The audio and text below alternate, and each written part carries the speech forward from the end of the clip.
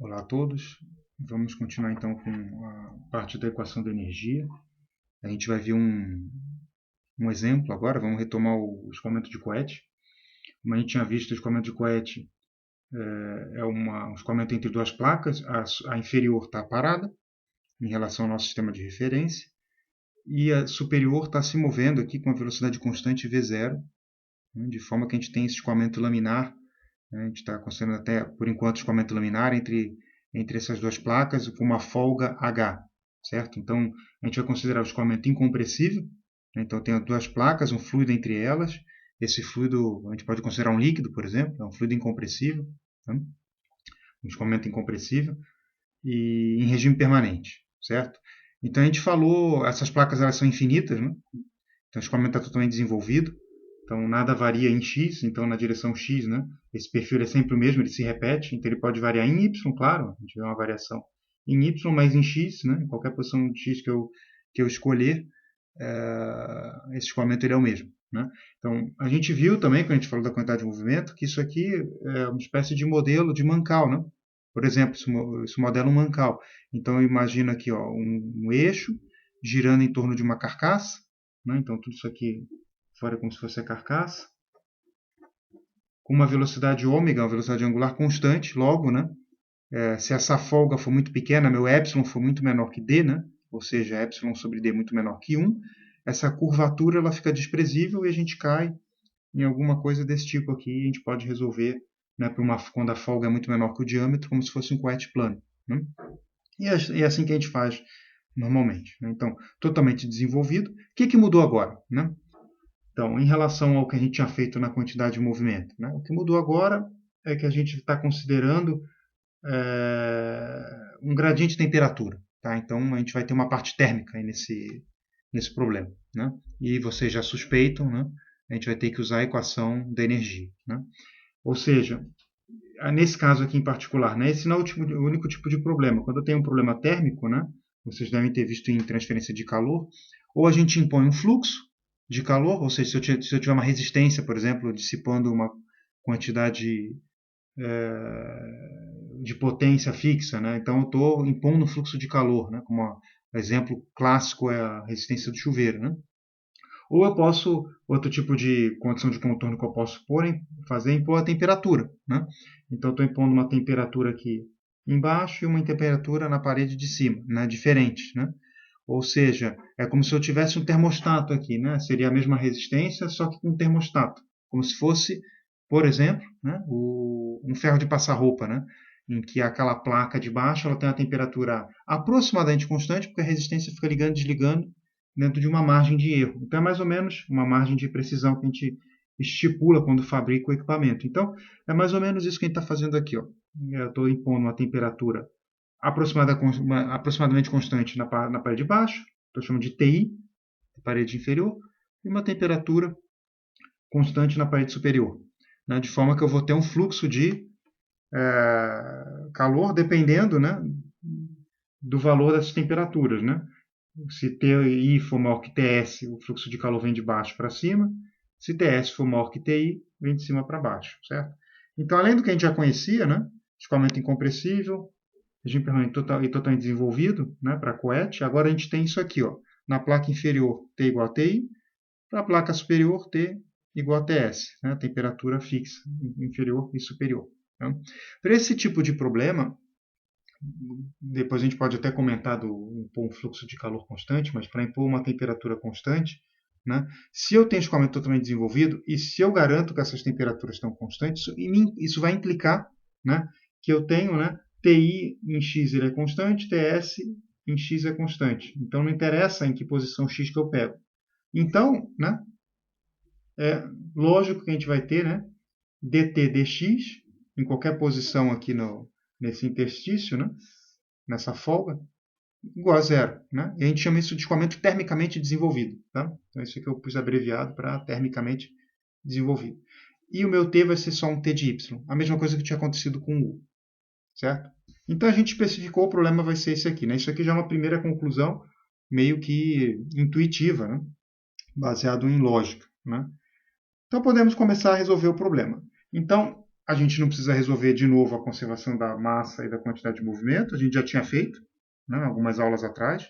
Então, se vocês pegarem a videoaula que fala disso, vocês vão ver que a gente obteve que V é igual a zero no sistema cartesiano, né, e meu U é igual a 1V0 sobre H, y, obviamente, né, a gente considerou, né, que V era igual a UI, certo? Mais o problema 2D, ó, é o coete plano, né, mais VJ. Né? Então, a gente obteve o U, é o que está aqui em cima, e o V é o que está para cá. Tá? Então, essa informação que a gente obteve da massa, quantidade e movimento, elas são importantes, porque essas velocidades, né, se vocês se recordarem da aula passada, a equação de energia, ela entra a velocidade.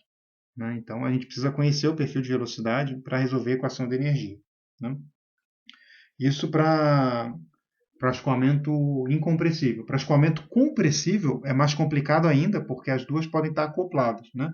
Nesse caso aqui do incompressível, elas estão desacopladas. Tá? Então, né, e no caso, desculpa, no caso de gás no caso de se considerar também gás perfeito, né? Se ainda assim for um líquido, né, um gás perfeito, é mais simples, né? Isso que eu quero dizer. Tá? Então vamos lá. O que a gente vai fazer agora com a equação da energia? Né? Como é que essas temperaturas vão entrar? Então a gente escreve de novo a equação da energia. Ó. Vamos relembrar a equação da energia. Né? Então eu vou pegar aqui ó, a equação da energia. Né? Então nesse caso aqui vai ficar até simples. Né? Eu falei de gás perfeito, mas a gente nem precisaria entrar nesse mérito, porque o escoamento está totalmente ele está termicamente desenvolvido. Né? Mas enfim, a equação da energia era isso aqui. Ó. Rho, né? A gente tinha uma derivada substantiva da energia interna, né? Igual a gente tinha um K laplaciano de T, onde esse K é a condutividade térmica do material, menos P divergente de V, isso aqui era a parte de compressibilidade. Né? E a gente tinha um negócio que a gente chama de função de dissipação viscosa, e que a gente tem a equação para isso. Né? Então a gente viu que a energia interna do meu fluido, né, esse fluido que está entre essas duas placas, ou que estaria esse fluido que estaria lubrificando o meu mancal, né, se fosse um problema de mancal, como é que a energia interna dele varia? Né? Ou seja, como é que a temperatura dele varia? Porque isso aqui ó, é a variação de energia interna seguindo uma partícula. Né? E se for gás perfeito, ou para um líquido, né? Para um líquido a gente vai ter, né, aproximadamente isso aqui. Gás perfeito vai ser igual, né? Para um líquido seria aproximadamente, porque eu não tenho variação com a pressão, né? É um fluido incompressível. Aí apareceria aqui um dt, né? dt, né? Opa, desculpa.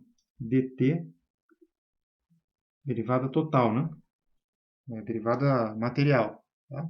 Então, a temperatura seguindo uma partícula, né? Vinha da energia interna seguindo a partícula. Ou seja, a energia interna da partícula, né, que eu estou seguindo, de forma lagrangiana, que vai se refletir então o quê? No aumento da temperatura dela, ou seja, a temperatura de uma partícula que eu estou seguindo no escoamento, de forma lagrangiana. Ela vai aumentar ou diminuir, porque eu vou ter uma parte devido à condução, uma devida à compressão ou expansão, e outra devida à dissipação viscosa, né? Ou seja, dissipação de energia, né? Ou seja, energia mecânica sendo convertida em energia térmica. Né? Então, se a gente pensar, por que a temperatura de uma partícula poderia aumentar no meio desse escoamento de coete?